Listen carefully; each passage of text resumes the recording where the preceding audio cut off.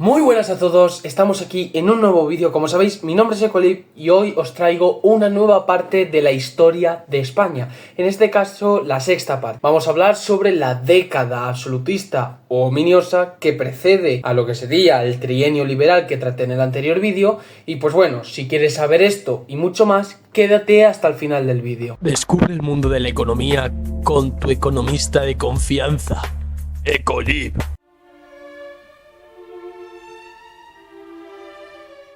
En primer lugar, me gustaría hablar sobre la reacción de Fernando VII una vez que vuelve a ser el monarca absoluto. Tenemos que tener en cuenta que venimos del trienio liberal y, tras la entrada de los 100.000 hijos de San Luis, vuelven a reponer a Fernando VII como monarca absoluto.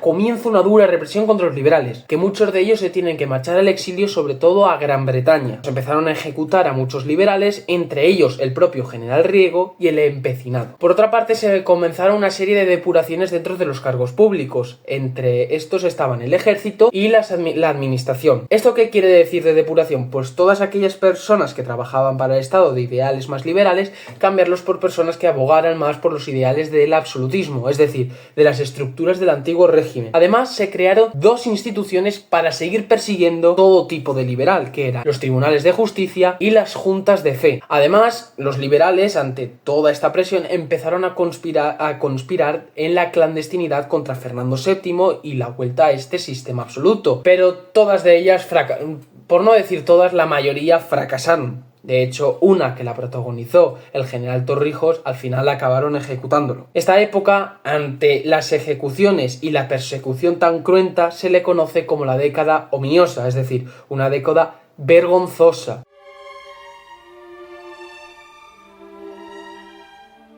Bueno, ahora vamos a pasar a hablar sobre el gobierno absolutista. Aparte de perseguir a los liberales y pues básicamente hacerles la vida imposible, tendría otros objetivos en su reinado y era volver a ese antiguo régimen, a través de la vuelta de instituciones como los mayorazgos y los diezmos y la creación de una institución nueva que he hablado con anterioridad, que eran las juntas de fe. Aparte de para perseguir a esos liberales, también servía para corroborar que tu fe fuera católica y que no pensaras en otro tipo de religión. Pero tanto el gobierno como el monarca sabían que la vuelta al antiguo régimen era parcial. No podían volver a un antiguo régimen al pie de la letra sin antes tener que hacer una serie de reformas, pero una serie de reformas económicas. Teníamos una crisis económica que tampoco se veía favorecida porque teníamos que los territorios americanos ya se habían emancipado. Por lo tanto, todos los impuestos que venían de estos territorios aún agravó más la situación de la hacienda real. La economía española estaba hecha, para que nos entendamos entre tú y yo, hecha mierda. Dentro de estas reformas económicas se dejó en manos del ministro Luis López Ballesteros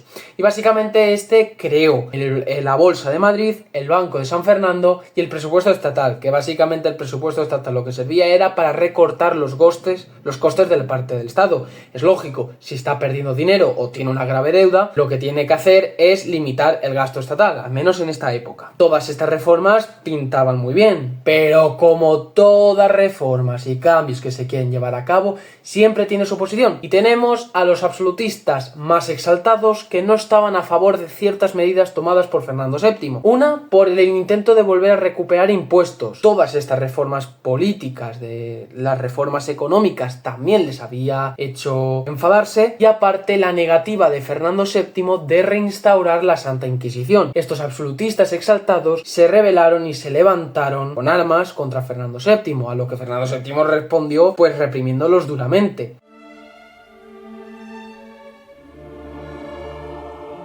Ahora voy a pasar a hablar sobre la cuestión sucesoria que conlleva desde el 1830 al 1833. Todos estos moderados exaltados que habían sido reprimidos por Fernando VII por rebelarse contra él, empezaron a rodearse más del ala de mano de Fernando VII, que era Carlos María Isidro, porque como existía una ley que se llamaba la ley sálica que impedía gobernar a las mujeres y Fernando VII no tenía descendientes varones, empezaron a juntarse más con el hermano de Fernando VII porque era el heredero al trono. ¿Qué pasa? Que en 1830 Fernando VII aprueba la pragmática sanción, que la pragmática sanción lo que hacía era derogar esa ley sálica que impedía gobernar a las mujeres, por lo tanto ahora podían gobernar. ¿Por qué hizo esto Fernando VII? Porque así se aseguraba que el heredero o heredera al trono fuera de su descendencia. Claro, esta medida hizo que el bando carlista aumentara. Tenemos en cuenta que cuando nombre bando carlista me refiero a todos aquellos que apoyan al hermano de Fernando VII. El bando carlista aumentó. Y la gota que colma el vaso es cuando en mayo y María Cristina, en mayo de 1830, ese mismo año, anuncia que está embarazada. La gota que colmó el vaso. Y la gota que aún siguió colmando el vaso es que en octubre de ese mismo año nace Isabel II.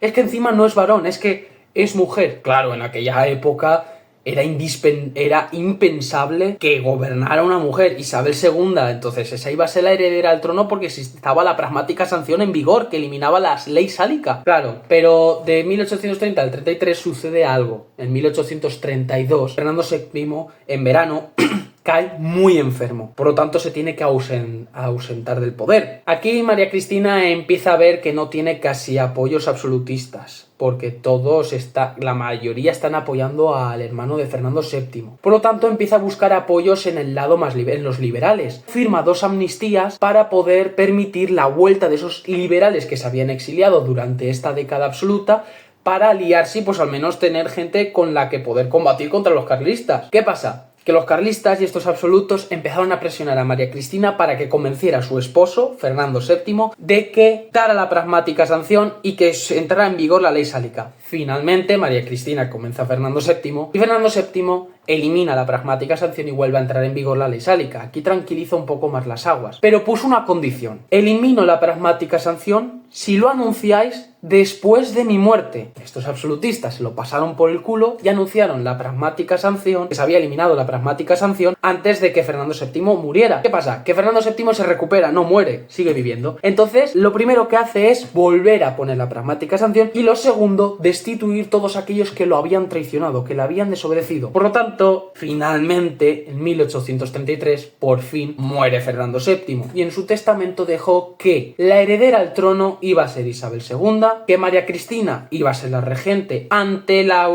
porque tenemos en cuenta que Isabel II tenía 3 años de edad, entonces iba a gobernar María Cristina.